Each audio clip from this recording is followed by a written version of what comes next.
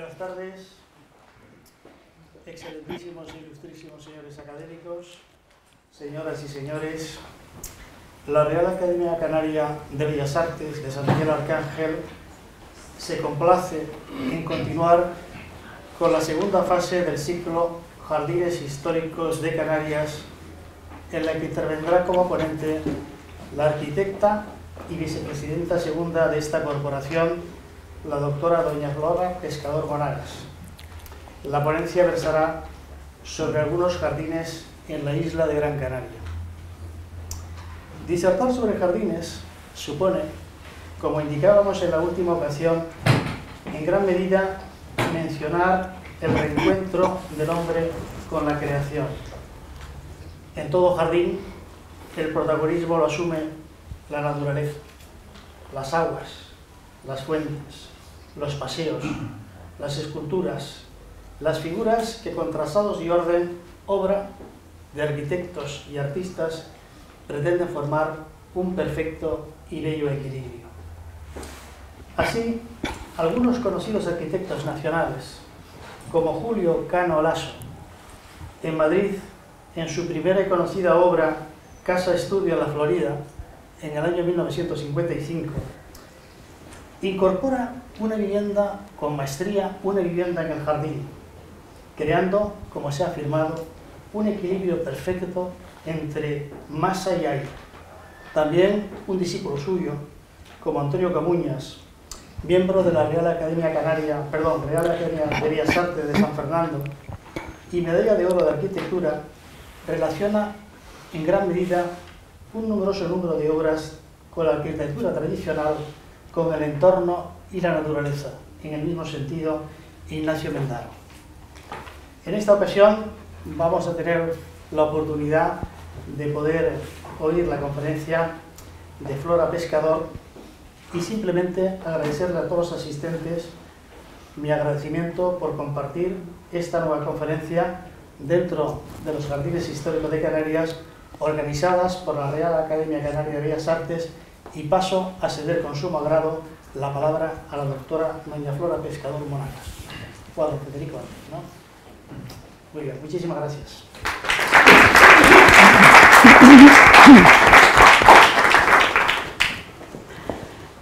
Muchas gracias, señor presidente de la Real Academia.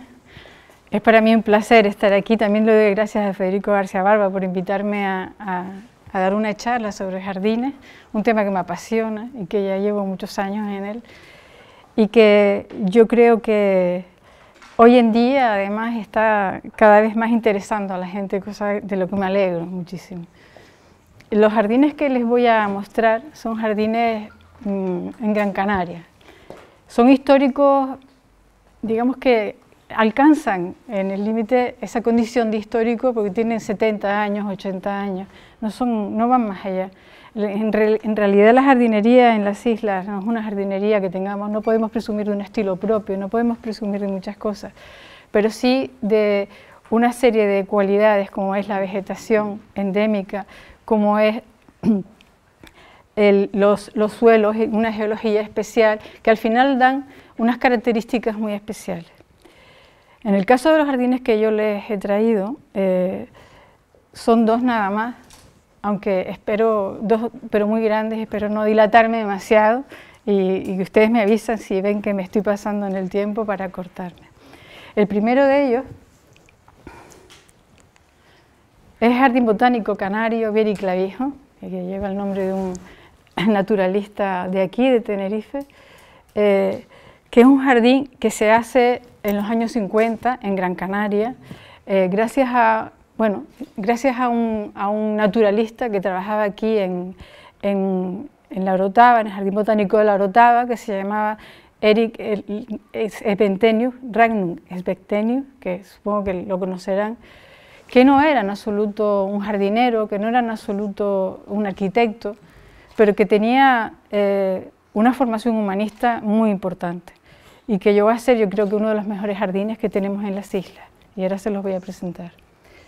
Él trabajaba aquí en este lugar, y este lugar, como ustedes saben, si no hablamos de la ampliación actual, sino tal y como fue históricamente, es un jardín porque obedece a una sistemática de orden, a una sistemática de exposición de especies. Un jardín botánico siempre es casi como un lugar, como una biblioteca, en donde se exponen los valores de una serie de plantas o de vegetación y se expone de una manera didáctica y pedagógica para que la gente lo pueda llegar a entender. El estilo de un jardín como este no es en absoluto el estilo de un jardín como este. Es difícil decir que está desarrollado a partir de un criterio como la estética en la base del diseño, porque tiene mucho antes que la estética, la exposición documentada, la exposición pedagógica o la exposición, yo diría también científica, de unos valores de la vegetación, como es en este caso, bueno, pues el magnífico jardín de la Orotava, el jardín botánico. Erik Stenius es un personaje que viene aquí y que se da cuenta, o ya era un especialista, de la flora canaria. Teníamos jardines botánicos o teníamos jardines dedicados a la botánica exótica que hay en nuestras islas y que tiene muchísimo valor después de todo el trasiego de la conquista de América, etc. Pero no había ningún jardín dedicado a las especies botánicas canarias. Especies, como ustedes saben, por el número de endemismos, por sus características, por todo, estamos en un número muy alto, un top muy alto de número de endemismos en relación con los endemismos, por ejemplo, europeos. Canarias es la que más número de endemismos tiene. Tenemos una situación muy particular de especies botánicas canarias. Y este señor, bueno, pues uno de sus empeños era conseguir hacer un jardín dedicado a la exposición de los valores de las especies canarias. La manera de exponer este jardín es curioso porque para él estas tres palabras, jardín, botánico y canario, son tres palabras que se van a activar al mismo tiempo.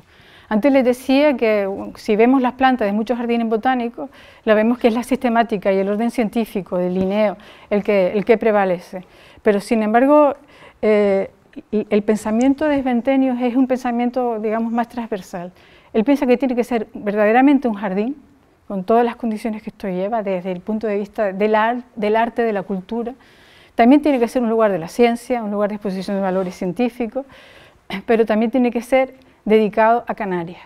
Y estos tres valores es curioso cómo las entrelaza, hace un trabajo enlazado de estas tres condiciones y al final consigue llevar las especies canarias a un sitio y darle una representación muy clara. Yo les traigo aquí un cuadro de muchos cuadros de Jane Millares. Jane Millares es una pintora también de Gran Canaria y que sus hijos, con muchos cuadros, hicieron la isla de Gran Canaria.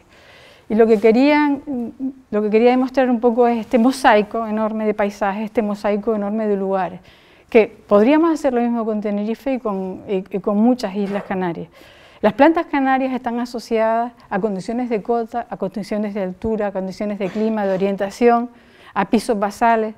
Tenemos una orientación de las plantas que es muy clara, o sea que es muy difícil encontrar pues plantas del Teide, el tajinaste del Teide en costa, es imposible, no se da, y viceversa. O sea, las plantas canarias están muy enraizadas a un punto muy claro de su cota, de su orientación y de su lugar en la isla. Y esto es algo que Sventenius conoce bien y quiere exponer. Él dice, un jardín botánico canario, un jardín donde queramos exponer la flora canaria, tiene que tener, para empezar, tiene que ser un territorio que reúna muchas condiciones de cota o que reúna muchas condiciones de orientación, para tener éxito en la exposición de esos valores y además para lanzar esa idea pedagógica. Yo traje este cuadro porque expone muy bien esta variedad enorme que se da en las islas de las plantas canarias en relación con las orientaciones, con el clima, el microclima, con los pisos, etc. El lugar elegido es un barranco, es el barranco de Guiniguada. El barranco de Guiniguada, como ustedes saben, nace en la ciudad de Las Palmas, bueno, nace en el centro de la isla, pero llega hasta la ciudad de Las Palmas, y es un barranco que es muy encajado, que tiene unas alturas considerables, y el lugar en donde lo ubica es un lugar que está ya cerca de Tafira y que tiene 60, llega a tener unas paredes, fonolitas, que se ven aquí, aunque esto no, creo que le falta pila.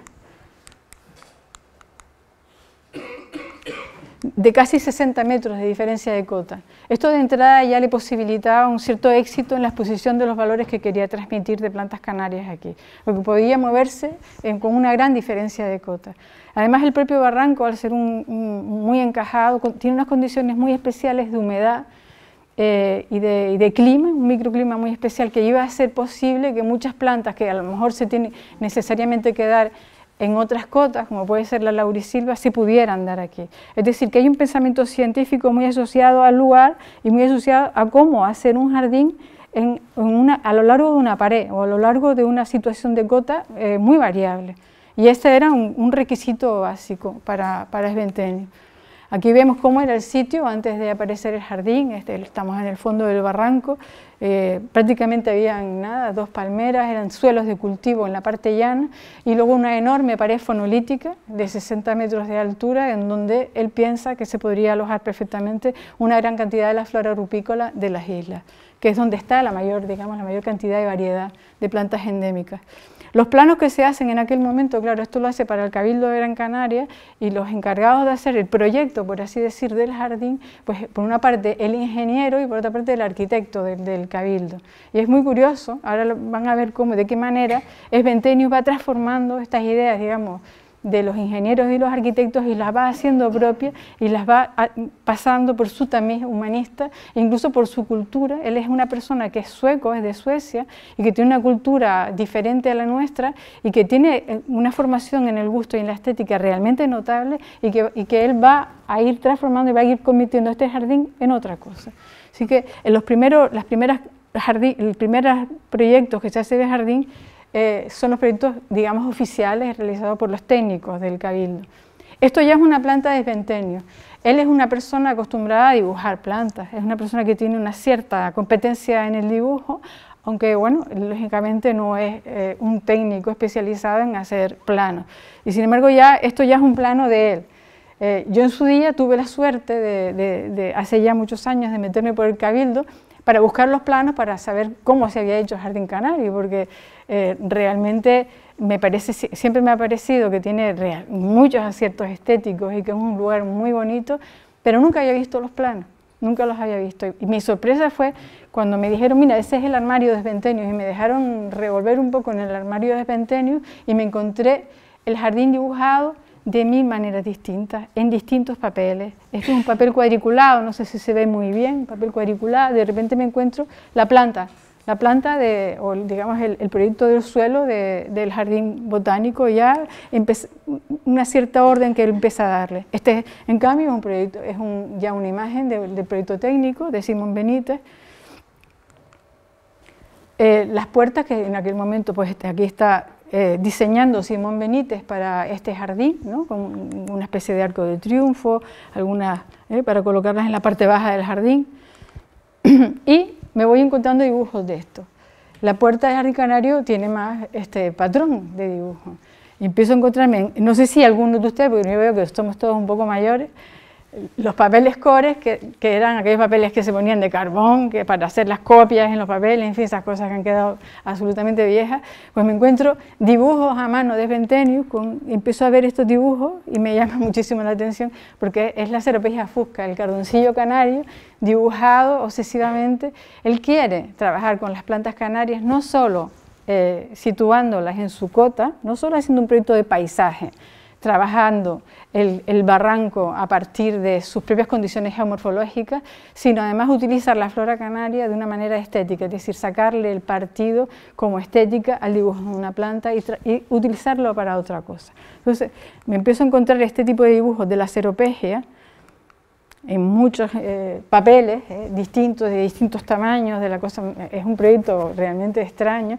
Y al final aparece la puerta, o sea, la puerta de Simón Benítez queda absolutamente descartada y al final la puerta que hace a la entrada del jardín tiene más que ver con mucha estética, incluso estética propia, ¿no? de alguien como Jensen Sol, que es una casa de diseño de joyas, pero que también tiene cubiertos y que son, digamos, papeles de publicidad que él tenía también en aquel armario, que a mí me llamó la atención porque empecé a ver incluso paralelismos entre los cubiertos, la ceropegia, el cardoncillo y la puerta, y al final, bueno, la puerta de Simón Benítez desaparece y aparece esta puerta, ¿no? Que esta puerta tratada de esta manera, además el color de las piedras, el color verde de la piedra de Tirma, empiezas a ver que quiere hacerlo con materiales propios también de la isla.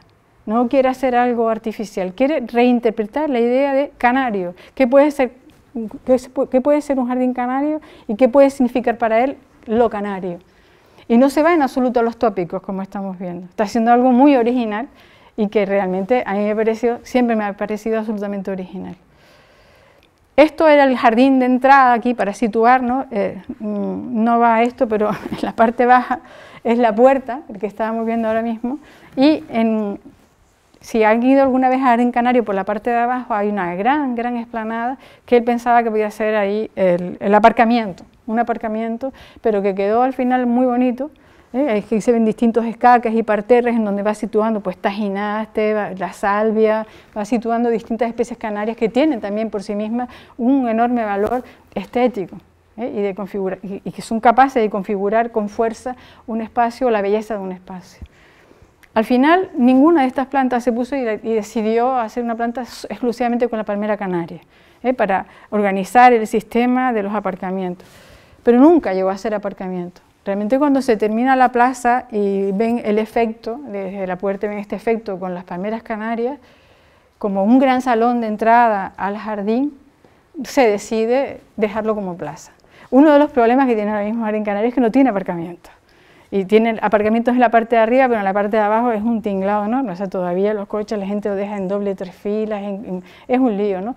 Porque la decisión que se toma es dejar esta plaza de esta manera.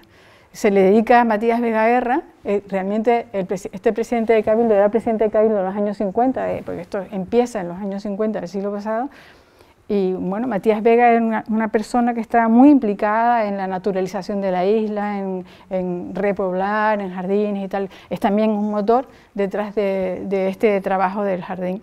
Y él se lo dedica, esta plaza, a Matías Vega. Bueno, entre otras cosas, ¿no? Ahora veremos más. Este es el puente, el Jardín Canario está situado en un sitio donde el Guiniguadá se divide en 2 tramos y el Jardín Canario tiene uno de ellos. Entonces había que pasar para llegar a la pared por un puente y Simón Benítez pues hace un puente como el que están viendo aquí. Pero es curioso cómo Esventenio decide hacerlo a su manera. También lo modifica, utiliza piedra, en este caso piedra roja, que lo estamos viendo, coloca hiedra canaria alrededor. Y le mando una carta, me encontré una carta que le dirige a Matías Vega, cuando ya Matías Vega estaba en Barcelona como gobernador civil de Barcelona, y le dice una cosa muy bonita, ¿no? Que dice que para él un puente no es algo que debe ser un quehacer noble, no es algo que pueda pasarse sin más. Un puente, y lo habla metafóricamente, es algo que une, ¿no? Es algo que une lo que está separado, es hacer, entrelazar o unir cosas que siempre habían estado separadas, y por eso dice, nunca debemos mirar un puente de una manera anónima. Siempre, y entonces le pide dedicarle el puente a Matías Vega. Aquí lo estamos viendo, el puente como es. Y esta es la parte baja del Guiniguadá, en aquel momento ya con el puente terminado, y cómo es curioso cómo va reutilizando todo lo que queda ahí, que quedan restos muy bonitos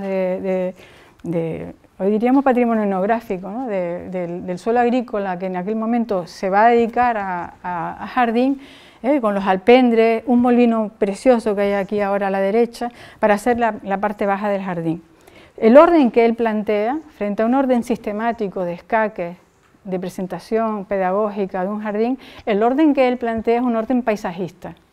Él dice, las plantas canarias están habituadas a una diferencia grandísima de cotas. Pues pongamos en la parte baja pues los lugares de las charcas salinas y todas las especies que son halófitas, todas las especies que necesitan sal y que tienen que estar en un lugar como este. Y pongamos los pinos en la parte más alta o pongamos los dragos, y así él va organizando el paisaje con las plantas, va haciendo una lectura del paisaje a partir de las plantas y a partir de las cotas. Y esto es algo interesantísimo en el jardín, porque realmente haces un paralelismo cuando lo visitas entre el paseo que haces en el jardín y realmente las referencias que tú tienes del paisaje canario fuera del jardín. Y vas entendiendo por qué estas plantas están aquí y por qué las otras están allá. Hay un orden sistemático y hay un orden científico. pero planteada de una manera completamente distinta a la que había sido normal hasta ese momento. Hoy diríamos biogeográfica o diríamos de otras maneras, porque hay muchos jardines ya así, pero para mí este es uno de los primeros. Aquí vemos, bueno, la situación de la misma charca que estábamos viendo en su momento hace muchos años a la situación actual. Vemos el molino, vemos las bombas que hay enormes en todo este espacio de un volcán muy cercano que dejó todo este suelo también lleno de bombas volcánicas y que él las incorpora al jardín, porque la piedra también es un elemento con el que se construyen los jardines. La piedra tiene una fuerza, además con estas escalas, tiene una fuerza enorme en este lugar. Es increíble ver cómo trabaja la piedra y lo vamos a ver en distintas situaciones, tanto las piedras que allí estaban como las piedras que él va colocando y cómo las va colocando y que hoy están ya llenas de líquenes, hablando un poco de lo inamovible de su sitio, ¿no? De que llevan muchísimos años en esa posición y que así se van a quedar porque van a mostrar las plantas que se dan precisamente por su condición absolutamente estática en el sitio. Un tema muy curioso que construye es el edificio de administración del Jardín Canario, que lo hace, en este caso, Enrique Laforet, el arquitecto del Cabildo, y que ocupaba pues, una esquina, se iba a aprovechar también un alpendre. Y aquí, me hizo mucha gracia porque me encontré muchísimos dibujos de las vueltas que le dio el propio Sventenius, ¿no? Coge el proyecto y empieza a manipularlo, como que él no acaba de ver aquel edificio que podía ser canario, pero que él no acaba de encajar en él, y vemos cómo le da muchísima puerta, porque estos son dibujos ya de él, cómo va haciéndose su volumetría, va pensando en un sitio, lo va deformando, lo va abriendo, lo va situando, haciendo esquina en una plaza, y tenía forma de L y lo va desplazando, y va haciendo este tipo de cosas. Aquí traigo papeles, para que vean ustedes papeles escritos por él, en donde aparece, no sé si lo pueden ver, el edificio. O sea, era tal la obsesión que a la vez que estaba pensando pues, la compra de plantas y lo que costaba esto o lo otro, porque realmente está poniendo él en marcha el jardín, cómo va dibujando en esos papeles pues, el edificio, es decir, así, ¿no? Así, y es un proyecto absolutamente original, visto así, hasta que finalmente va llegando pues, a una situación que es más la de abajo, ¿no? Que es el plano de abajo, que aquí lo podemos ver, cómo está diseñado por Sventenius y que tiene unas cuantas particularidades que a mí me parecen muy curiosas, como es esta mezcla que le da de su cultura del norte, de hombre del norte de Europa, y que lo traslada a un edificio en el Jardín Canario. Si lo vemos, aquí se estaba construyendo, vemos esta planta tan extraña con una cubierta que es de cobre, además, que es un material que hubo que traerlo, porque eso aquí no había nada de esto, porque él piensa, si un edificio de cobre en lo más bajo del edificio, del jardín, y con una cota de 60 metros de diferencia de cota, cuando uno se sitúa en los miradores de arriba o cuando va subiendo, pues vas a ver un edificio horrible, o sea, un edificio muy grande colocado abajo, y entonces él dice, ¿cómo lo integra, no? Entonces, el cobre tiene la particularidad de que con el tiempo va oxidando, y oxida en verde, un verde turquesa muy bonito. Entonces, él dice, bueno, a los jardines si hay que darles algo para que lleguen, es tiempo, ¿no? Entonces él dice, bueno, al edificio también, entonces lo piensa de esa manera. Es una arquitectura que a mí me recuerda, aquí lo vemos ya en la actualidad, desaparecido prácticamente, va empezando a verdear, todavía no ha cogido el verde que podía haber cogido en Suecia hace mucho, ¿no? Pero bueno, poco a poco llegará. Y aquí vemos, bueno, la plaza de las palmeras y el edificio como realmente está mimetizado ya en todo este entorno del Jardín Canario. Aquí vemos vemos el verde ya, se ve un poco el verde en ese volado del edificio, y bueno, y cómo trabaja también los muros. Fíjense cómo trabajan los muros, que es algo, me parece absolutamente original, cómo introduce en este jardín, en este edificio aparentemente del norte de Europa, los ripiados canarios de los muros agrícolas, ¿no? Aparecen los ripiados con la piedra gris de Arucas y hacen los ripiados, que son estas piedritas intermedias para el drenaje de los muros de contención, los hacen verdes, con piedra de Tirma, o sea, va buscando precisamente el efecto estético de la construcción. O cosas como las campanitas, ¿no? Piensa aquí, este jardín va cogiendo unas proporciones muy grandes, y hoy ya es muy grande, para llamarse, no contaba, entonces no había móviles ni nada de esto, para llamar a la gente, pues poner campanitas como en las iglesias, ¿no? Para poder llamar a la gente que sepan que tiene que venir o lo que sea.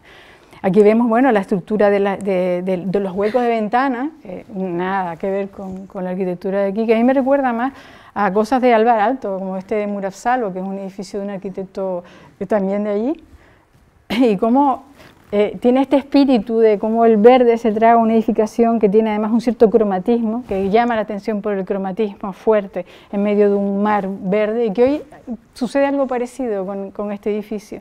Y también esta proporción de huecos y esta manera de trabajar concienzudamente de los distintos fragmentos del edificio, etc. Paralelismo, curioso, en una persona que no es arquitecto, que es un naturalista, que es un biólogo, pero en absoluto un arquitecto, pero que tiene unas ideas muy claras sobre lo que quiere llegar a obtener. Sobre la plaza que estábamos viendo, hace también algunos esquemas, hace algunos dibujos curiosos como este, en el que fíjense que la edificación ya se está camuflando. Estamos hablando en los años 50 y 60, él desde luego, en aquel momento las palmeras todavía, ni los árboles, ni nada tenía las dimensiones, pero él está pensando en el futuro, él está imaginando el lugar ya con un arbolado muy fuerte y que está realmente el edificio como tapándolo. Esto es una foto que tengo yo de hace muchos años, de 1990, pero que si la vemos a día de hoy, esta es del año pasado, 2017, ya vemos cómo la vegetación realmente ha colonizado y ha ocupado su lugar. Aparecen un montón de árboles, de palmeras mezcladas con laureles, mezcladas con... Todo está aquí muy mezclado, en este caso pues hay verodes, hay tabaibas, y él tiene esta imagen metida en la cabeza. Esta es otra figura, ¿no?, de la misma plaza de los nenúfares que estábamos viendo ahora, con la edificación al fondo, y que si lo vemos hoy, y dada la escala y el porte que han cogido ya los árboles, vemos cómo se adelantó realmente pensando cómo podía ser este sitio. Es muy parecido el dibujo a lo que finalmente consigue. Aquí vemos, bueno, los muros, ¿no?, los muros y los ripiados, estos verdes que yo les decía antes. Les traigo otro papel, ¿no?, donde hacía cuentas, líos, pero él está obsesivamente diseñando el jardín, haciendo sus planos de esta manera tan curiosa, ¿no? Él está haciendo sus muros, sus ripiados, en sus papeles de cada día, ¿no?, sus papeles cotidianos. Y los lleva, bueno, pues a figuras como esta, ¿no?, los bancos de esta plaza, que a mí me parece muy interesante, tiene una proporción casi, yo diría, por la manera de la altura que tiene, que son mucho más altos que yo, los ripiados, el juego con los ripiados, estoy viendo como algo más bien nórdico, ¿no?, como algo hecho en el norte de Europa, pero con características canarias, porque es la fuerza que le da el ripiado, o la figura del ripiado, o como absorbe, ¿no?, llega realmente a integrar en el muro pues las piedras volcánicas que se va encontrando.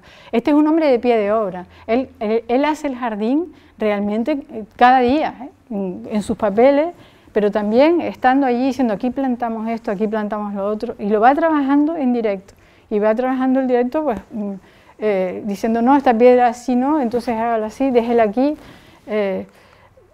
haciendo los dibujos, algunos preciosísimos, como este, que es la plaza que está en lo alto del jardín, que se llama Plaza de Vieri-Clavijo, como hace ya unos ripiados, aquí ya, yo creo que es casi la última parte que hace, empieza ya a hacer un dibujo, incluso yo diría que mucho más llamativo desde el punto de vista de la estética. O el trabajo de la piedra, sea en bancos, a lo largo de los paseos, sea en los suelos, sea la manera en que mimetiza el zigzag de la subida de 60 metros, ¿no?, la diferencia de cota del barranco, lo mimetiza con grandes piedras fonolíticas también, de tal manera que si uno se sitúa enfrente del jardín y mira hacia allá, no ves los caminos, no sabes dónde están, solo lo sabes por si ves gente caminando, pero están completamente mimetizadas, no parece que ahí haya nada, es algo muy curioso.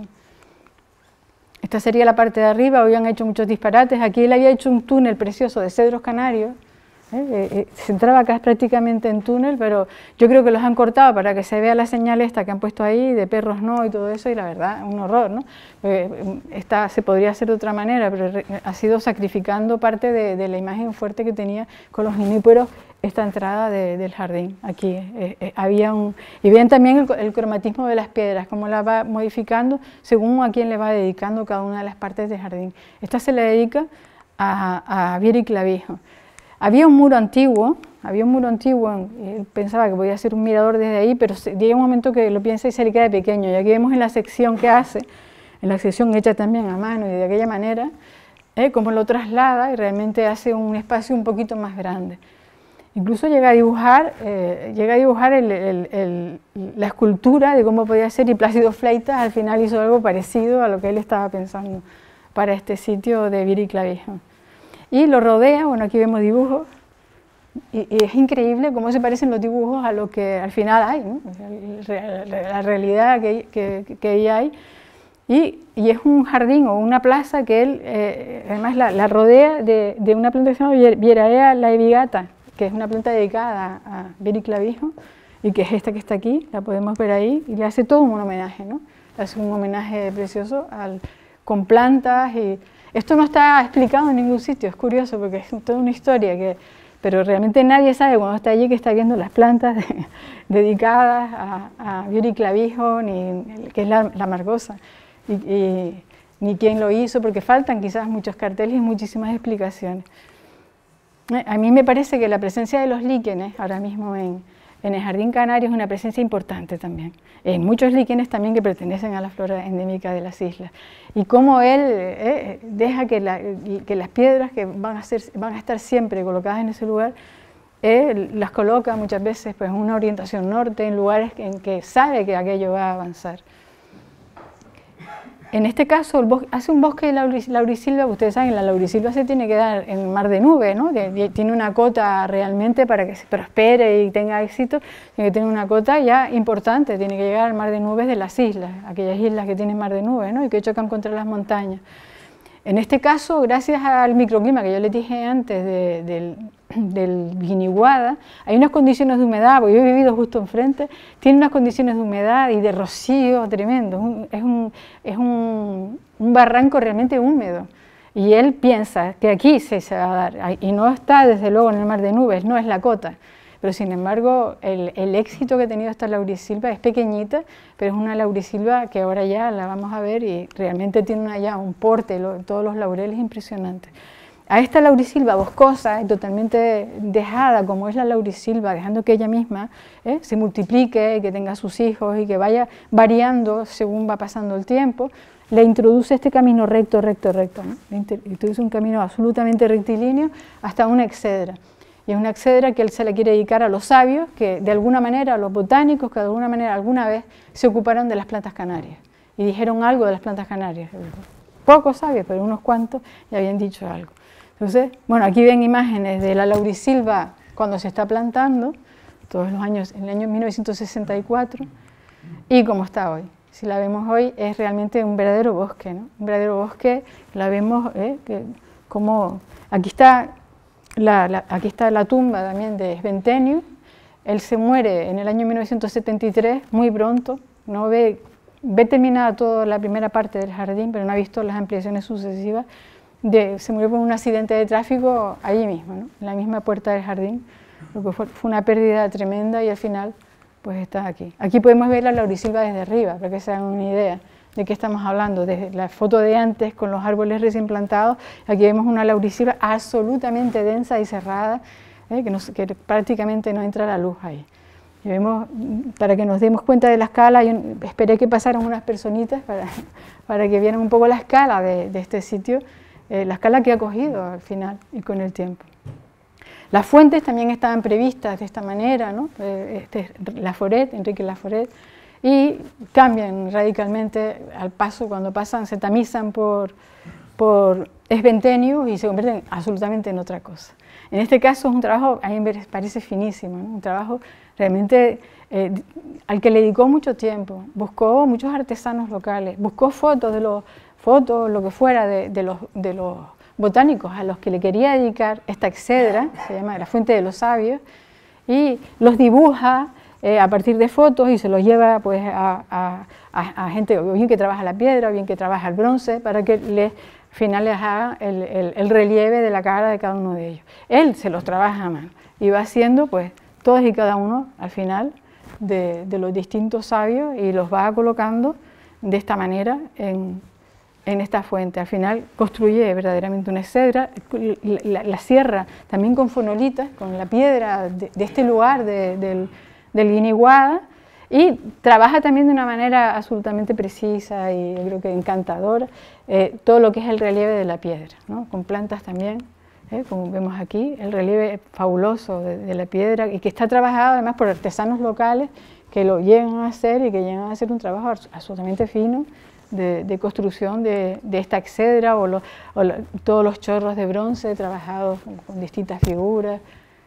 Es muy bonito, realmente precioso. Y la posición de la vegetación, si ahora nos colocamos de espaldas, tenemos la fuente a la derecha, vemos en un claro del bosque de la laurisilva, pues planta tajinaste. Hace un momento de tajinaste, que está también en su cota.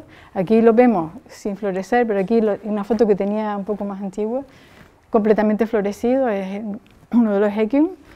Y es realmente espectacular, ¿no? Cuando empiezas a entender, hay como un eco entre la intencionalidad fuerte que tiene este jardín para llevarte sorpresas, ¿no? Ese camino rectilíneo y te encuentras una exedra absolutamente inesperada en medio de un bosque muy cerrado, o si te giras y te encuentras como el rayo de sol.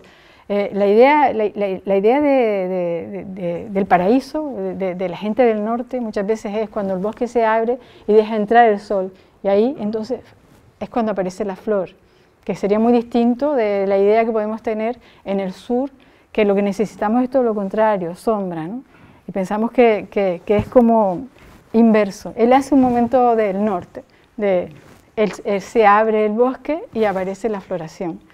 Y en la primavera realmente es precioso ver esto.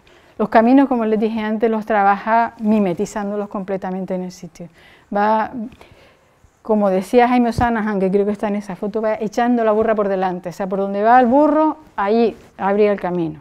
Para que fuera, tiene momentos realmente que dan hasta un poquito de vértigo, ¿no? Pues hay verdaderas paredes impresionantes. Pero van tirando los caminos y van abriendo los caminos poco a poco, pues eso, con contención, a veces pues plantación delante, pero otras veces pone grandes fonolitas también delante, cuando ve que van a quedar muy expuestos y el jardín, el camino se va a ver desde abajo o desde enfrente, y lo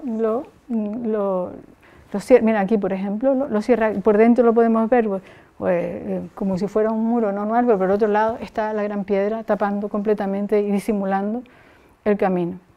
El trabajo también, el trabajo de las piedras en todos los caminos, como van apareciendo por todas partes. Y aquí otro momento, otro dibujo de Sventenio y dice de los dragos. Pues a los dragos les gusta reptar, les gusta estar sobre paredes, sobre laderas, tienen este hábito reptante. Y entonces él dice, pues los dragos a su sitio, ¿no? En un paisaje canario, pues los dragos colocados en la ladera, en lo alto de la ladera. Y lo está viendo ya, está viendo la laurisilva medio rara de aquí abajo, y los dragos ahí arriba. Me hizo gracia porque hice la foto y tratando, digo, mira, pues ahí están los dragos, ¿no? Hay realmente en esos dibujos que parecen torpes, ahí que va, hay una intención muy fuerte de saber dónde los quiere poner y cómo, ¿no? Y cuál es la sorpresa que te puedes llevar cuando pasas por ellos. Al final, bueno, aquí también se pueden ver ahí arriba los dragos, aquí vemos una imagen desde abajo. El Jardín Canario hoy en día es algo espectacular, ¿no? Yo si alguno de ustedes no ha ido por ahí, yo les diría, vayan y visítenlo. Pero realmente te encuentras en un lugar de exposición científica de las plantas canarias, o de la macaronesia ya, porque hay realmente muchísimas especies adaptadas, no todas se pudieran adaptar, pero muchísimas, y a la vez es un lugar de disfrute realmente, que pasas un buen día en el paseo, y tienes que echarle horas, porque también es muy grande. Y sobre todo teniendo estas claves de saber cómo lo quiso hacer y por qué es así, y cómo se mezcló todas estas cosas, ¿no? En las paredes es donde más vegetación hay, está toda llena de la vegetación rupícola de las islas, totalmente tapizado las paredes. Y ahí también hay pues cascadas de agua. Esta es muy bonita, es una de las cascadas, se le dedicó al final a Sventenio, la cascada esta, y cae pues desde lo alto del jardín y va cayendo hasta casi lo bajo del jardín. Y con muchos momentos, entonces va introduciendo muchas especies rupícolas muy asociadas al agua. Hay las plantas canarias asociadas al agua y a estas situaciones que nos vemos a veces en los barrancos, en los fondos de barranco, en las zonas más húmedas, pues él un poco las recrea de esta manera, utilizando el farallón impresionante que hay ahí real de ese muro de fonolitas que es precioso, ¿no? Y lo realza enormemente a partir de la caída del agua y de las plantas canarias que lo va rodeando. Y este sería más o menos el plano que quedó cuando Esventenio se muere. El jardín ha ido creciendo muchísimo más, hoy no se ve muy bien, pero ha crecido muchísimo hacia acá y también ha crecido muchísimo hacia el otro lado. Realmente últimamente, además, el Ayuntamiento de Las Palmas ha hecho ahora un sendero que va por todo el Guiniguá y que sale desde la propia ciudad de Las Palmas y que llega hasta el Jardín Canario. Y también hay otro proyecto de unión del campus de Tafira a partir de los jardines con el Jardín Canario. Es decir, que se ha convertido al final en un motor impresionante, o sea, una cosa que empieza en un punto pero que va convirtiéndose poco a poco en algo que ya tiene una escala impresionante como jardín, que hay que dedicar mucho tiempo para verlo completo y que va poco a poco relacionando y uniendo caminos y se va convirtiendo en algo casi como un corredor verde, ¿no? Lo que llamaríamos hoy un corredor verde con una gran extensión que ha tenido crecimientos, desde mi punto de vista, no siempre muy afortunados desde el punto de vista del diseño previo. Ha habido otras interpretaciones, no ha habido, digamos, un seguimiento claro de la línea marcada. Y eso es un poco lo que me entristece. No es que esté mal, pero es otra cosa, ¿no? Entonces eso, igual me habría gustado ver más una línea parecida al menos, o al menos igual de creativa o con la misma fuerza. Estos son imágenes hacia la cumbre, vemos, bueno, el jardín ya es algo que realmente coloniza prácticamente todo. Aquí lo vemos hacia abajo, hacia Las Palmas, con el molino, ¿no? Como vamos subiendo, la vegetación sube de la misma manera que sube en el territorio canario, ¿no? Las palmeras en el fondo del barranco, que es lo que las palmeras quieren, donde quieren estar realmente, y cómo va construyendo todo el paisaje, no solo con vegetación, también con las piedras y también con sus diseños. Bueno, ese sería el primer jardín que les quería contar. Yo no sé si me he extendido demasiado, pero por lo menos me gustaría que les estimulara a ir, y a quien no lo conozca, y a darse un paseo, porque realmente yo creo que es uno de los jardines más bonitos que podemos tener en las islas. Tiene pues eso, 70 años, 70 y pico años, pero está ya en una situación, yo creo que de madurez, la vegetación importante, es muy didáctico y además, aparte de hacer mucho ejercicio, porque subir y bajar por ese zigzag tan fuerte, llena mucho, ¿no? Es muy estimulante ver los paisajes en los que se abre y cómo se ha construido un lugar que era prácticamente, ya lo vimos en la foto del origen, absolutamente seco y agrícola, en un lugar que es un auténtico vergel. Este es otro trabajo, y les quiero hablar ahora de otro hacedor de jardines que pasó por la isla y también pasó por aquí. Se llama Rubió Tuduri. Es un arquitecto catalán que no se dedicó mucho a la arquitectura, aunque algo hizo también.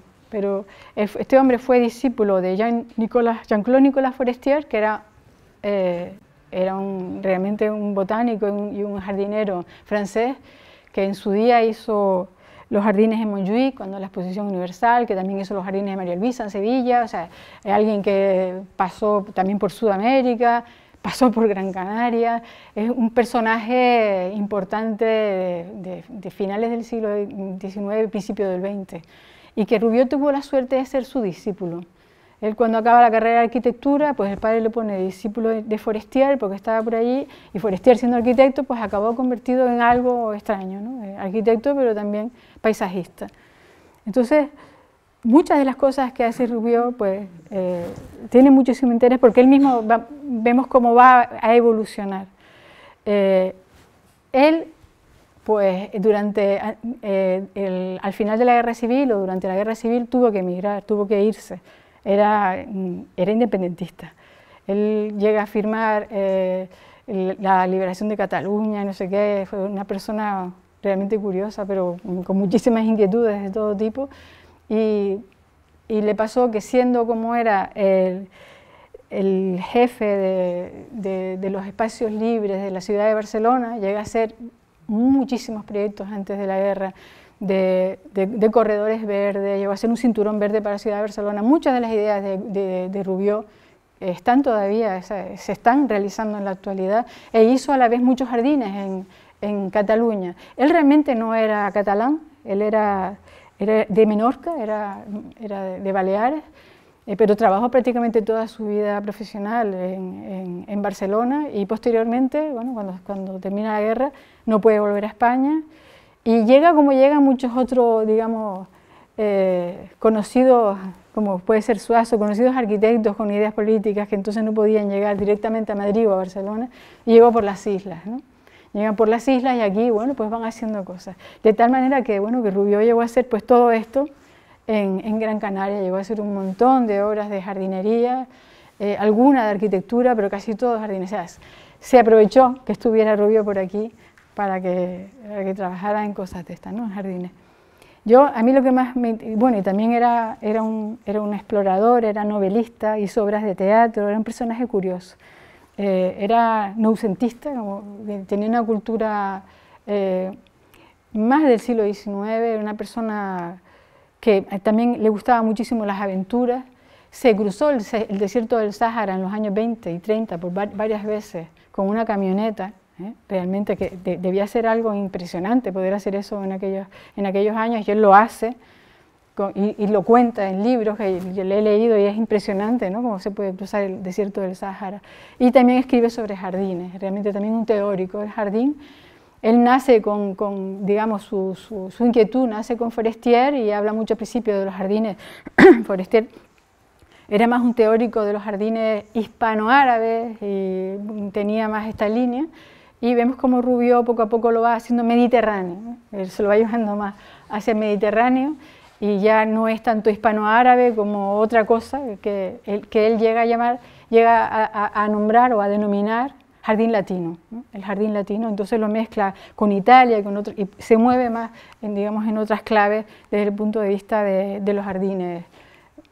Estos son jardines de Jean-Claude Nicolas Forestier, para que vean un poco el estilo, ¿no? Esta simetría francesa, ¿no? Este orden limpio de simetrías, de grandes ejes, que aparece, y también mezclado, ¿no? con algunas el espíritu de lo árabe que puede haber en algunos jardines en Andalucía, y por ahí vemos cómo trabaja mucho esta mezcla de jardines. Y les quería traer esto porque la primera vez que Rubió estuvo en Canarias, estuvo aquí en Tenerife. Estuvo en Tenerife y vino a hacer un trabajo para los duques de Peñaranda, en la Orotava. Los duques de Peñaranda en aquel momento habían comprado la casa, una vivienda, un caserón, que todavía está antiguo, inglés, que se llamaba El Robado en aquel momento, y los duques de Peñaranda lo llamaron para que le hicieran un jardín, porque tenían un jardín, según expresa Rubió, a la inglesa. Era una gran casa inglesa con unos jardines a la inglesa, y los duques de Peñaranda lo quieren reconvertir en un jardín a la española. Dice, no, debemos tener que lo español o lo canario se vea en todos sitios. Es una frase que recoge Rubió. En aquel momento la casa está ahí, yo no puedo señalar, pero estos ya son los jardines levantados ya de lo que hizo Rubió, de lo que Rubió llega a hacer en aquel momento. Estamos hablando de 1927 y es la primera vez que él está por aquí y hace estos jardines, y los jardines se llegan a hacer y están durante muchos años con los duques de Peñaranda. Desgraciadamente, bueno, en esta casa le hicieron otra cosa, y le quitaron las tejas, tenía unas tejas de pizarra, algo extraño aquí, y las pusieron con tejas árabes. Y bueno, se lo españolizó, ¿no? Era una casa a la inglesa y se convierte en una casa. Y estos son los jardines que a mí me recuerdan mucho. Bueno, hay que ver, aquí Rubió es una persona joven todavía y en aquel momento muy discípulo de Forestier. Entonces yo le veo más una conexión con Forestier y esa manera de hacer que con la que posteriormente desarrolla el propio Rubió. Estos jardines, desgraciadamente, todo esto se parceló. En el puerto de la Cruz está la urbanización San Fernando, me parece que se llama, y la casa de San Fernando, me parece que también se llama hoy. No sé cómo está. En Google yo veo esa ruina, ¿no? Es una casa que está completamente arruinada. Yo no sé si se está haciendo algo o no, porque realmente es una pena encontrarte una situación como esta de un jardín que tiene una historia impresionante, ¿no? del siglo XIX, y cómo en la actualidad se pueden ver todavía algo de los jardines, incluso de la pista de tenis que había por ahí y alguna cosa, pero desapareciendo. Ya los techos se han caído y la casa en ruinas, totalmente en ruinas. Este es el aspecto que tenía hace años, lo encontré en una foto, y hoy debe estar muchísimo peor, ¿no? Les enseño algunas imágenes de otros jardines de Rubió, también de esos años, y él sigue trabajando mucho la simetría. Este jardín de Pedralbes, que lo hace en Barcelona, al final de la Diagonal. Jardines con, bueno, con especies muy grandes, pero siempre trabajando a la manera, yo creo que todavía a la manera de Forestier. Poco a poco van apareciendo cosas que introducen ya una manera de hacer completamente distinta, como esta manera de tapizar el suelo con hiedra. De repente empieza a trabajar con el verde como si fuera realmente pintura, empieza a trabajar con las especies, se le ve que empieza a tener más capacidad y más competencias, y empieza a tomar un camino propio. Y Rubió empieza a hacer otro tipo de jardines. Hay algunas imágenes que ya, y algunas como estas, estos son unos jardines en el Puchet, ya empezamos a ver algo mucho más paisajista. Aquí ya es difícil encontrar en estos años, esto ya es el año 34 por ahí, encontrar ejes de simetría o trabajos hechos con una geometría tan potente como la que hizo en sus orígenes, o como la que tenía la Casa de los Duques de Peñaranda que veíamos aquí. Empieza a trabajar de esta manera más suave, paisajista, casi a la inglesa, dejando grandes suelos despejados, o bien con césped, o bien a veces con hiedra, y tapizando con grandes árboles los límites, para dar la sensación siempre de que el jardín es más grande de lo que realmente es, y hacernos olvidar los límites del propio jardín.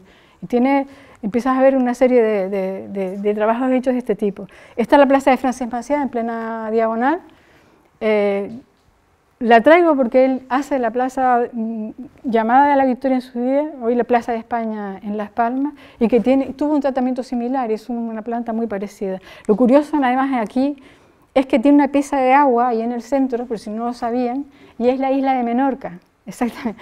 Un día a mí se me ocurrió, y es la isla de Menorca, se dibujó la isla de Menorca en el centro de la rotonda, y luego, bueno, pues hizo un tratamiento paisajista ya. Ya vemos que ya Rubió empieza a hacer cosas absolutamente distintas a las cosas que hacía en el origen cuando estaba todavía muy cerca de Forestier. Esto es la actualidad. El jardín que él hace en la Plaza de España, bueno, pues tiene algunas cosas de rotonda, como ese zigzag que aparece por ahí en el borde, y bueno, algún árbol puede ser que sea de la época, pero este jardín, como todos los jardines, yo no sé si aquí pasa lo mismo, pero a mí me desagrada muchísimo el poco cariño que se le tiene a los jardines, ¿no? Y a los árboles y a las plantas, y cómo fácilmente un jardín que a lo mejor, bueno, pues que tiene su importancia, ¿no? Un jardín hecho por Rubió Tudurí, que tiene muchos años, pues puede ir derivando y convirtiéndose en otra cosa a gusto del jardinero que llega o del que tal. La obra quizás más interesante que hizo Rubió Tudurí en Las Palmas, hizo muchas pequeñas y también en muchas propiedades privadas, pero la obra que más fuerza pudo llegar a tener es el Parque Dorama. En este caso trabajó conjuntamente con Miguel Martín. Los dos a la limón. Miguel Martín lo acogió también a Rubió, y el Parque Dorama realmente también nace, como muchos jardines de aquí, de la colonia inglesa, ¿no? De la primitiva colonia inglesa que se instala en lo que es toda la parte de Ciudad Jardín de la ciudad de Las Palmas, donde estaba el antiguo Hotel Santa Catalina, y había un gran jardín, un enorme jardín con su subida hacia la ciudad alta, donde estaba el primitivo campo de golf que hoy está en Bandama, que es el primer campo de golf que hay en España, ¿no? El que se hizo, sí, el club sigue siendo el mismo, es el club más antiguo de España, aunque esté ahora en Bandama. Los jardines de arriba se perdieron, pero bueno, ven las trazas que tiene este jardín levantado por Laurano Arroyo, ya se ve, bueno, una cosa más del estilo inglés, ¿no? Sin geometrías rígidas, sin ejes de simetría, y vemos cómo se va transformando. Cuando Miguel Martín coge este lugar, realmente es el arquitecto que está haciendo una enorme transformación de la ciudad jardín, está construyendo la mitad de Ciudad Jardín. La ciudad de Las Palmas en aquel momento, en estos años, estamos hablando entre los 20 y 30, es una ciudad que realmente la ciudad de Las Palmas era Vegueta y Triana y poco más, ¿no? Y la ciudad del puerto, la ciudad que estaba en el puerto. La ciudad jardín era pues las antiguas viviendas de los ingleses que estaban allí con sus jardines, y poco a poco lo que hace Miguel es unir, ¿no? El plan de Miguel Martín, el que se llama el plan de Miguel Martín, que son estas imágenes, vemos cómo Miguel Martín está realmente haciendo el trabajo de unir y hacer Las Palmas, lo que es Las Palmas Baja, la ciudad baja, en una sola cosa, ¿no?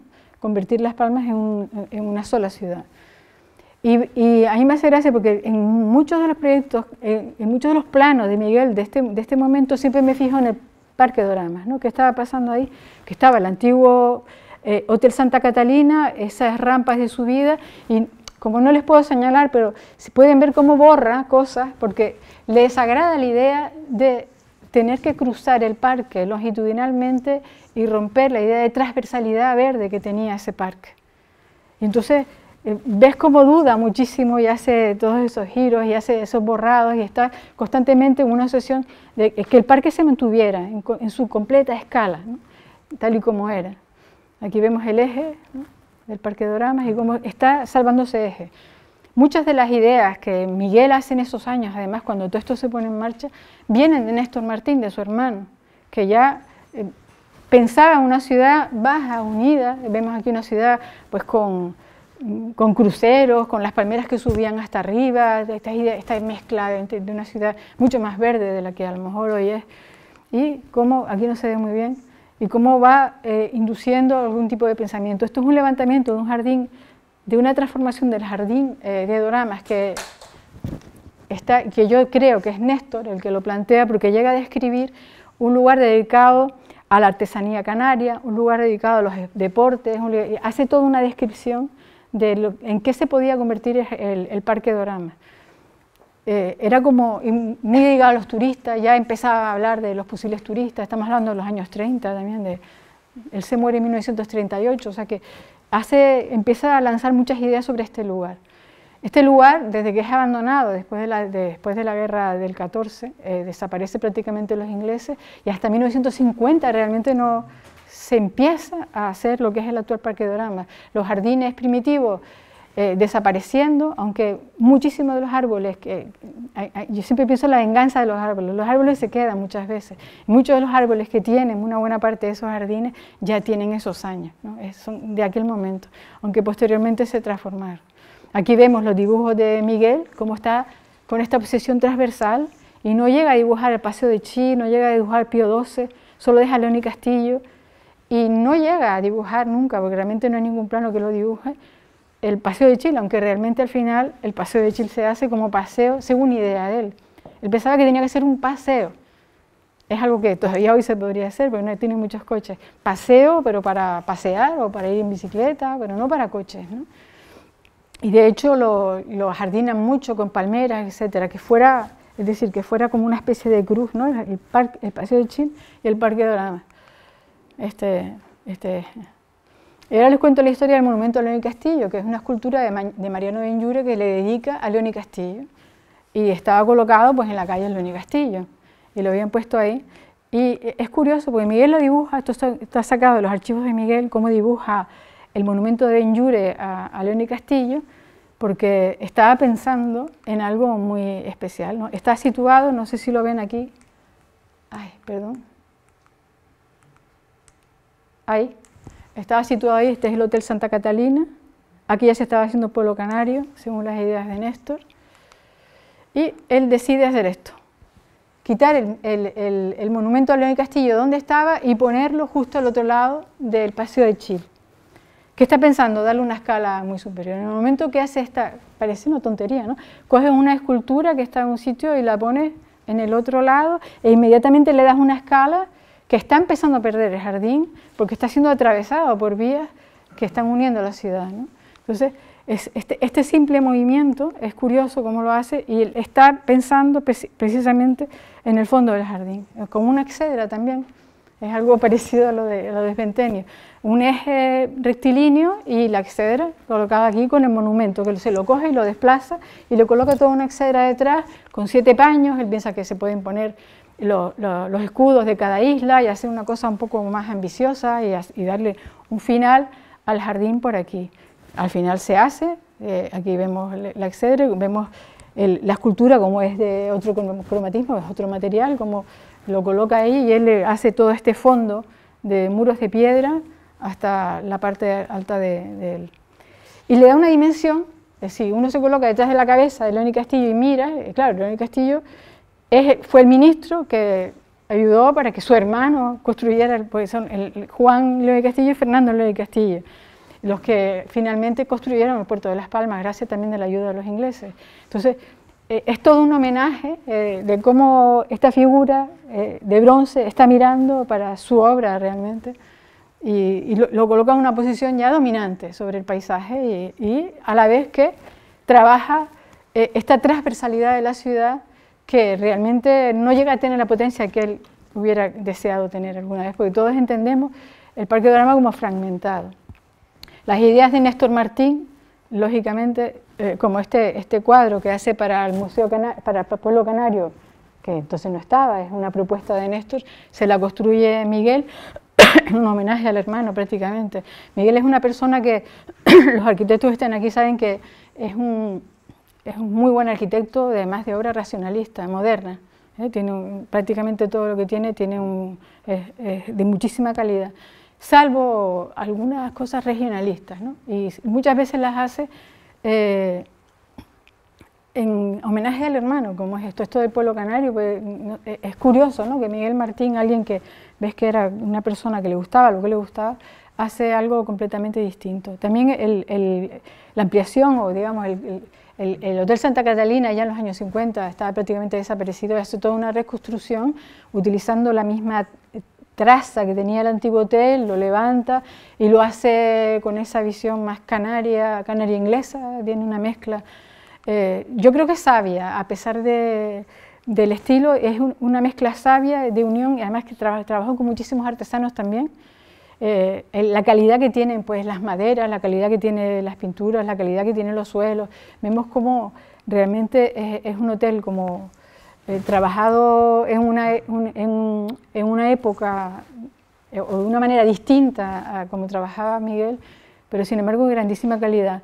Estos suelos del pueblo canario a mí siempre me han parecido, y no sé qué piensan ustedes, pero siempre que lo veo yo pienso en los manteles, en los calados corriendo, o sea que me parece que está trabajando ideas canarias, está llevándolas también Miguel a este espacio, está intentando hacer Canario región, pero de una manera un poquito creativa, ¿no?, también llamativa. También utilizó los ripiados en los muros. Aquí vemos cómo era el jardín inglés y cómo lo transforma. En este caso lo transforma Miguel Martín, y Miguel Martín hace un jardín más a la francesa. Si se fijan, no se lo puedo enseñar muy bien porque aquí no están los árboles dibujados, pero en muchos caminos o en escaleras te encuentras un enorme árbol y no comprendes por qué está ahí. Es que él no se cargó los árboles. Él hizo un trazado a la francesa, pero la vegetación la dejó en su sitio. O sea, la vegetación está todavía, digamos, haciendo el diseño inglés. Digamos, la vegetación de gran porte, lógicamente, los árboles. Y el resto pues está haciendo pues esta simetría y esta construcción completamente distinta, ¿no?, poniendo de relieve el hotel y haciendo una cosa más versallesca. Aquí vemos, pues, por ejemplo, esta palmera, ¿no?, colocada en un lugar indebido, pues porque está desde el tiempo de los ingleses, estaba ahí, allí se quedó. Y los dragos, ¿no?, uno de ellos ya murió por un vendaval, pero de los 4 dragos quedan 3 que son de esa época. Sobre todo las palmeras tienen también una altura considerable. La parte trasera del jardín. La parte trasera del jardín es cuando ya entra a colaborar Rubio Tudurí con Miguel Martín. Aquí hay una asociación entre ellos. Empiezan a trabajar, era también una casa inglesa que había por ahí. Ya había colocado el monumento a León y Castillo allá arriba, y vemos lo que había ahí, ¿no? Eran unos jardines que tenían una forma un poco extraña, y como Rubio Tudurí empieza a trabajar pues una cosa completamente distinta, ¿no?, completamente diferente. La calle que está por el medio es el Pío XII y está dividido en 2, y empieza a ser un jardín que tiene algo de doméstico, pero tiene también las especies inglesas que se mantienen, y que quiere ser muy ambicioso en el número de cosas que quiere introducir, porque le introduce un zoológico que hoy ya no está desde hace mucho tiempo, porque sería hoy inconcebible tener un zoológico en medio de la ciudad. Aparecen también las piscinas de Julio Navarro, empiezan el club de tenis, no sé qué. Se convierte en un lugar, digamos, batiburrillo de cosas asociadas al espacio libre, y parte de ese espíritu está todavía ahí. Esta es la planta original que hace Nicolás Rubió, y de la que realmente ni él mismo la construyó, luego lo hizo por partes. Estas serían imágenes de cuando estaba el zoológico, y que hace muchísimos años que no está ahí.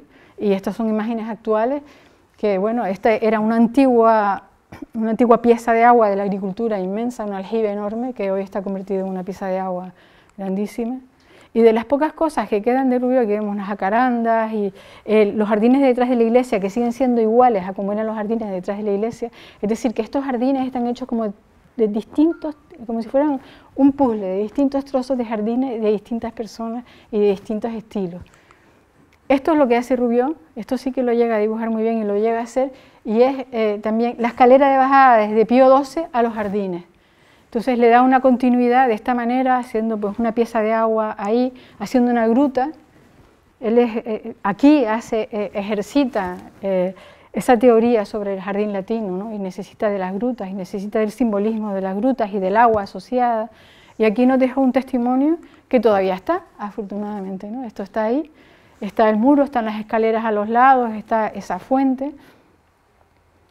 El césped, ¿no? El césped que hace ese suelo verde, y esto que está es del Conde Güell, es un jardín, a mí me recuerda mucho, y es que lo hizo Rubió, pues me recuerda un poco a, ¿no? A la derecha el jardín que hizo en Barcelona, a la izquierda vemos como hace algo parecido ahí, ¿no? Tenemos un reflejo de lo que él hizo muchos años antes, y lo que hizo aquí en Las Palmas. Otra gruta, ¿no? Es que está ahí, sigue siendo un testigo de que por aquí pasó Rubió, quedan como unos cuantos testigos por ahí, muy pocas cosas, y esta pieza que está en Pedralbes, esta figura elíptica en la fuente, pues también me recuerda a la figura más o menos elíptica que tiene la fuente que hace delante de la gruta, ¿no? Con sus chorros de agua y todo esto. Hay algunas cosas por ahí perdidas, esto está al ladito y es una fuente que hay al lado de los jardines, y que está bailando la conga, porque está en medio de un cruce y que era también de Rubió, y que bueno. Y los jardines finales, estos jardines, al final esta es la imagen que hace, el plano que hace Miguel Martín, que llega incluso a dibujar y a hacer estos dibujos de él tan expresivos, pero finalmente tiene la traza que hizo Rubió, o sea que realmente estos jardines se hacen al final a la manera de Rubió. Son muy parecidos uno al otro, pero hay diferencias en el trazado. Y recupera algunos de los aljibes que estaban por ahí, se quedan como piezas de agua, como piezas de construcción, y lo construye un lugar en los años 50 y 60 pensando en el turismo, ¿no? Aquí vemos las tartanas, ¿no? Y que la gente por aquí podía llegar a subir y ver una de las panorámicas pues, más interesantes de la ciudad.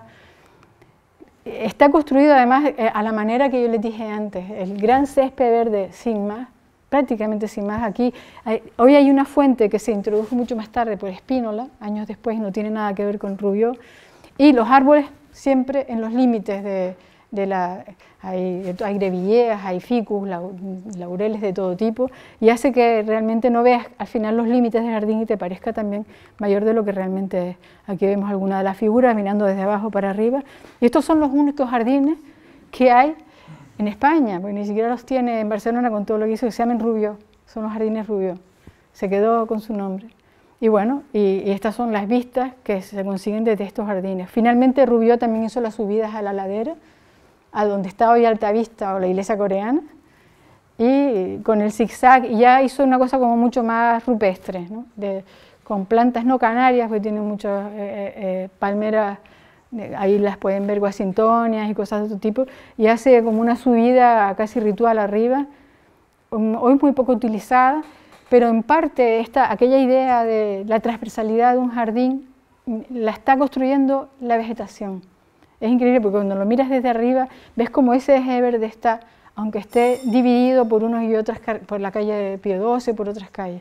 E incluso que la percepción de la gente cuando te habla del Parque Doramas en Las Palmas piensa que es el jardín que está justo detrás del hotel, ni siquiera el de delante. El de delante piensan que es del hotel, pero es todo el parque, ¿no? Y está fragmentado también de una manera perceptiva y mental. La gente no tiene esta idea de continuidad. Sin embargo, el verde sí lo está construyendo. El verde es indiferente cómo nombremos a las cosas. Y hay una construcción realmente del eje verde a partir de la vegetación. Los ripiados también estaban en Miguel Martín, en estos muros, en muchos muros que hace, incluso en casas modernas, ¿no? Trabaja muchas veces esta figura traída del mundo agrícola de las islas y la trabaja aquí. También la vegetación A veces reconozco al hermano, ¿no?, en esta mezcla de los philodendron mezclados con las construcciones que están en muchos cuadros de Néstor Martín, y que te encuentras esta mezcla de los philodendron con las piedras, o los philodendron en la escalera, o sobre lo construido, o en lo alto de lo construido, porque también tiene muros y tiene plantas arriba, a la manera de Néstor. Cómo se fijó muchísimo en el hermano, para que yo también veo como una línea en César Manrique, cuando veo el philodendron, y veo, es como una planta, no sé, que une muchas cosas, ¿no? En Néstor era una planta que la utiliza muchísimo en sus poemas, y luego Miguel la utiliza en los jardines, que le dedica al hermano. Y a César también, esta planta se llama también la costilla de Adán, y yo veo esta línea, ¿no?, como si fueran hombres o algo así, ¿no?, como un cuerpo, y la utiliza muchísimo también, y de la misma manera César Manrique, ¿no? Veo esta relación, este contraste fuerte de esas. Bueno, y estas son ya las washingtonias, muchas de las washingtonias que están desde esos tiempos, que son altísimas ya en la parte de la colina, y al final la imagen actual pues, es una construcción de fragmentos. Aquí no se puede decir que haya una coherencia, ni siquiera en el eje, porque el eje a veces está y a veces se distrajeron un poco con el eje y está un poco cambado, ¿no? Entonces, pero sí que es verdad que la vegetación sí lo construye, ¿no? Cuando construyeron la fuente esa intermedia que no estaba, pues le pusieron una inclinación que no tiene nada que ver. Y si lo vemos, esta foto tiene ya muchos años, si vemos una vista aérea podemos ver, llegarnos a olvidar que realmente este jardín está construido por fragmentos, ¿no?, y por partes. Y esta foto la traje porque ya me recordaba incluso a la imagen de Néstor. El dibujo que hace Néstor de las palmas, con las palmeras subiendo y los cruceros en el fondo, hoy está ahí, de alguna manera hoy está ahí. Es decir, que parte de la idea que parece que se pierde, ¿no?, que están en dibujos, pues al final se retoman y se han retomado voluntariamente y están de alguna manera expresando una de las imágenes, yo creo, las panorámicas abiertas más interesantes de la ciudad, a partir de los jardines. Y con esto termino lo que vine a contarles. Muchas gracias.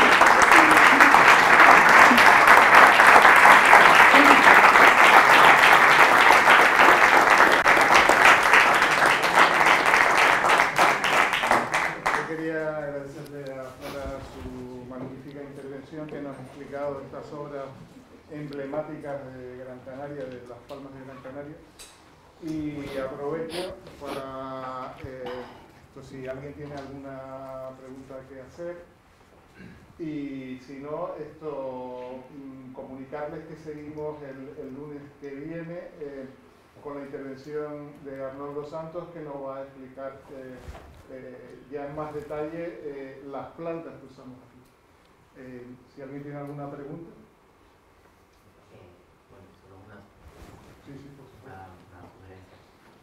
Yo me lo gusta porque soy ingeniero agrícola y también trabajo mucho en temas de jardinería, trabajo en el intermedio, en Dinamarca, y ahora estoy aquí dando clases también. Entonces, un poco uniendo con lo de flora, he hecho en falta ahora mismo, no sé si la escuela de arquitectura de Gran Canaria o una escuela de artesanos potente, porque lo que consiguió gente en el jardín canario o en otros sitios para trabajar piedra, para trabajar otros elementos arquitectónicos que ya la gente solo usa el móvil, ¿no?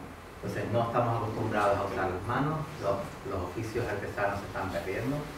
Sé que el Cabildo de Tenerife y Gran Canaria han hecho mucha labor de recuperación, pero a lo mejor en otros ámbitos, más de calado, más de otros ámbitos, pero he hecho en falta en Gran Canaria, no sé si una escuela de canteros, si tienes alguna información, o en Tenerife algún tipo de escuela, porque la verdad que busco gente para hacer tema cantería y cuesta, y más a nivel que está planteando Centenio y que plantearon en su momento en el Jardín Canario. Creo que, no sé si los arquitectos aquí les cuesta encontrar canteros o gente preparada como los oficios artesanos, y es una sugerencia o una...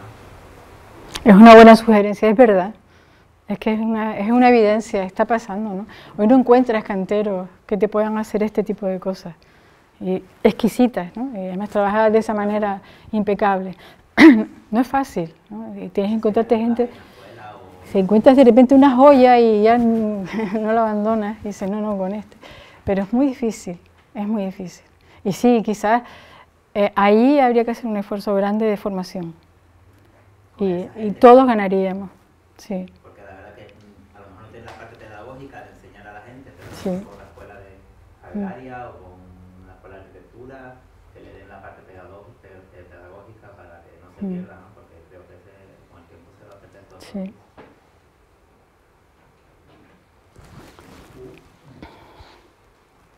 Yo me voy a permitir, aprovechando y enlazando con la intervención que hizo Federico el otro día, que creo que tienen algún nexo de unión, porque realmente, digamos, y lo comentaba el otro día con Federico, el arbolado en Canarias empieza a aparecer en el siglo XIX y curiosamente no gracias a los españoles, viene o bien de cultura sobre todo inglesa, y luego en el caso de Las Palmas y sobre todo con el estupendo tema de Desventeños, incluso de cultura digamos nórdica, donde son capaces, digamos, de reactualizar el mensaje de la flora y de la botánica de Canarias.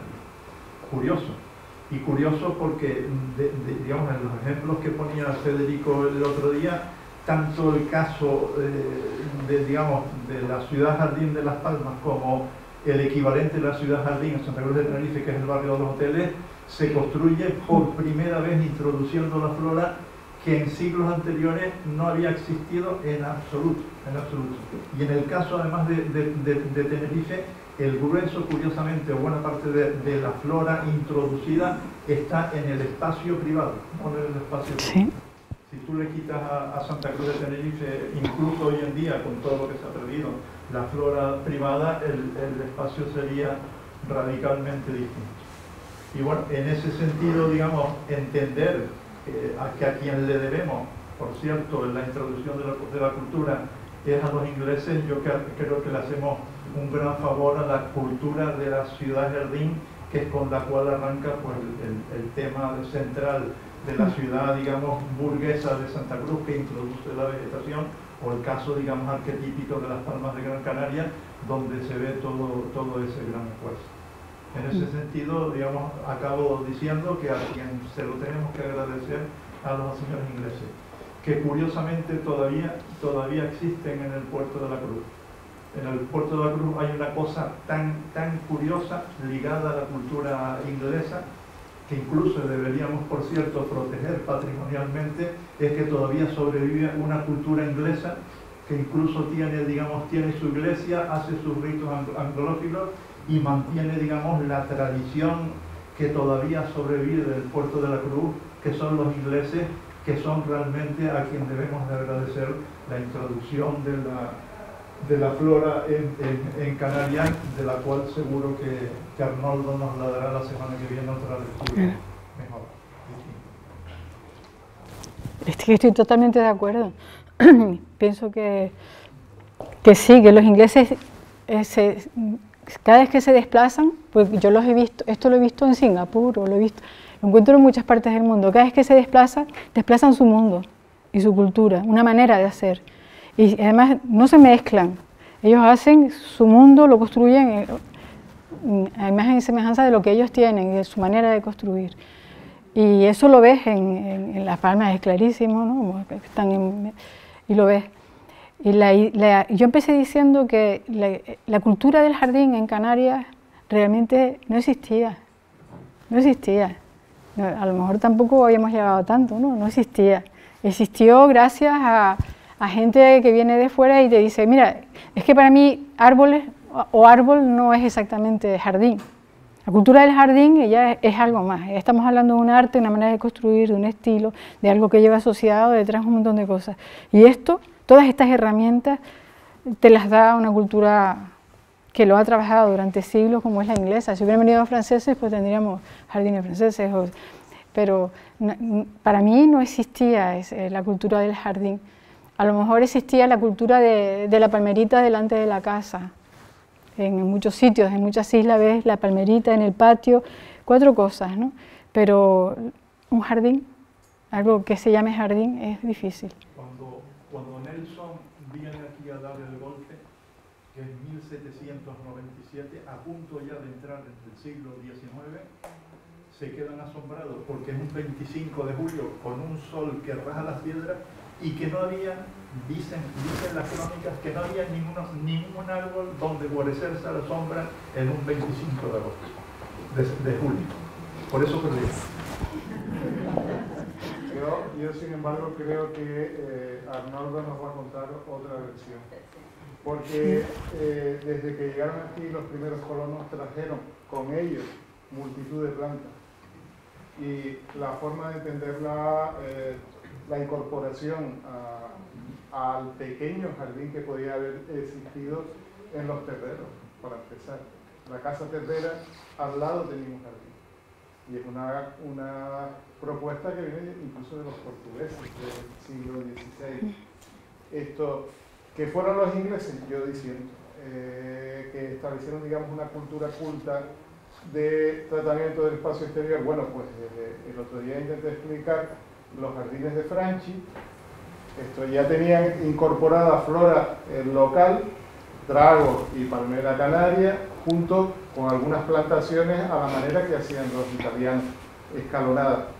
El jardín de aclimatación, eso el otro día me decía Fernando Botel, que no lo sabía, que me parece extraordinario. Fue diseñado su traza por el gran arquitecto Diego Nicolás Eduardo. ¿Cómo? A la manera francesa, con un eje que tenía un sistema de simetría. Y a partir de ahí empezaron a llegar muchísimos árboles y muchísimas plantas, porque era precisamente un jardín que era para atraer y aclimatar esa vegetación. Y de ahí surgieron multitud de cosas, multitud de especies botánicas que luego se usaron en otros sitios. El Jardín Botánico de aquí ha hecho una labor enorme de difusión, en mi opinión. Cuando se construye, o sea, cuando los reyes quieren ver las especies de las que les hablan, hay unos árboles y tal, pues me lo trae. Y si los llevaban a Madrid se morían, ¿no? Lo traían, imagínate el viaje. Entonces viene todo esto, la idea de aclimatar las plantas para que lleguen hasta el centro. Y ese camino de los jardines botánicos que se construye en España y que empieza aquí se hace el primero, Cádiz, tal, empiezas a verlo, Valencia, no sé qué, así hasta que llega al Botánico de Madrid. Es un camino de difusión realmente de plantas. A mí me encanta ir por Cádiz o por Málaga, por ahí, ver los laureles de India. Ves cómo las plantas han construido, ¿no? un camino realmente, que lo puedes ver y que se inicia aquí, y ya hace muchísimos años antes. Pero era más un camino, bueno, a mi entender, yo separo la idea de jardín de esto. Para mí es el conocimiento de un arbolado exótico que está en América, ¿no? y que va poco a poco colonizando, y ha colonizado durante 500 años las islas, ¿no? Están aquí, pero que están en todas las ciudades costeras españolas. Si realmente casi llegando a Barcelona lo puedes leer, puedes ver perfectamente ese camino de los árboles, asociados o no a jardines, asociados a veces a alamedas, a veces a paseos, a veces a nada, un árbol, y ves especies, ves ejemplares magníficos, ¿no? En Valencia hay unos ficus magníficos, unos ejemplares impresionantes que tienen muchísimos años, ¿no? Y que tienen unas dimensiones colosales y que tienen ya, y que pertenecen a esa lógica. Yo creo que nace aquí, en esta isla, a partir de ella. ¿Alguna pregunta más? Flora, quería preguntarle en Las Palmas, en la obra de Laureano de Armas, ¿hay algún jardín de interés? Laureano de Armas, sí. Muriel, ¿no? Sí. Que trataba mucho los espacios exteriores. Si tiene algún jardín de interés. Yo creo que lo que se construye a través de Laureano de Armas son más alamedas o paseos o cosas de este tipo, ¿no? Yo vine a hablar de jardines, ¿no? Y yo separo mucho lo que es un espacio libre urbano de una idea de jardín, que es algo que te introduce la naturaleza y te introduce otro tipo de símbolos. Pero sí que es verdad que la idea de Alameda, por ejemplo, es una idea, yo no sé bien dónde nace, pero es una idea de paseo de río a borde de la ciudad, ¿no? Que estás en la ciudad y vas a pasear a los árboles que hay en el río y donde hay sombra, ¿no? Que a lo mejor es algo más español, ¿no? Los árboles están fuera, o la vegetación o la naturaleza está fuera de las ciudades. Entonces, el pensamiento que se hace, ¿no? la síntesis que se hace, bueno, si el paseo funciona naturalmente así, ¿por qué no lo introducimos dentro de la ciudad y construimos un paseo tal cual lo construye la naturaleza en los bordes de los ríos, ¿no? Y paseamos dentro? Alameda viene de álamo, ¿no? Viene de las especies que están asociadas al agua. Entonces, sí que es verdad que hay una cultura española, canaria, incluso portuguesa, tú la nombraste, que nosotros tenemos también mucho de ello, que está más asociada a los espacios libres, a las plazas, a las plazoletas, a los pequeños paseos, ¿no? Las alamedas aquí tienen muchos años, pero el concepto jardín es algo distinto. Yo creo que aparece más aquí, por lo menos es lo que yo pienso, más con los ingleses, ¿no? Cuando algo se estructura a partir de la vegetación y también con un patrón geométrico y también con una simbología y también con un montón de cosas. Entonces, cuando se entrelaza todo esto es cuando aparece realmente un jardín. Y cuando ya no importa tanto que sea, ya no lo llamamos espacio libre, no es una plaza, puede tener plazas dentro, pero no es una plaza, es un jardín. O puede tener alamedas dentro, tiene otra dimensión también. No sé, es un tema de todas maneras a investigar, ¿no? Yo me he investigado esto y me he encontrado las sorpresas de todo esto y no creo que sea casual que son siempre gente de fuera que viene y te dice, mira, tú tienes esto, ¿no? Como viene Venteños y dice, es que las plantas canarias se merecen algo importante, ¿no? Y lo hace. O viene Rubió y dice, aquí hay que hacer un gran trabajo, ¿no? Y se pone y hizo un montón de cosas, ¿no? Hizo un montón de cosas. Entonces, hasta ese momento realmente nuestras ciudades no se podrían decir que fueran verdes, ¿no? O que el concepto de verde fuera algo muy... Igual tiene algo que ver con lo que dije antes del concepto de paraíso, ¿no? La idea de paraíso para Rubió, él habla de cómo está asociado en las personas del sur, está asociado más a la sombra y a lo recoleto, a lo pequeño, ¿no? A un árbol, algo comprimido. A la afuera no, a algo que está en un interior. Mientras que para la gente del norte es todo lo contrario, ¿no? Es aquello que se abre en medio de un bosque. Esa idea de la belleza del paraíso pues es completamente distinta en lugares áridos y desérticos que en lugares con una climatología que les da para tener grandes bosques, ¿no? Y de ahí también hay una asociación cultural, lógicamente. La hay y es muy grande. Entonces, bueno, lo dejo ahí, porque da para mucho. Nada, lo dejamos aquí.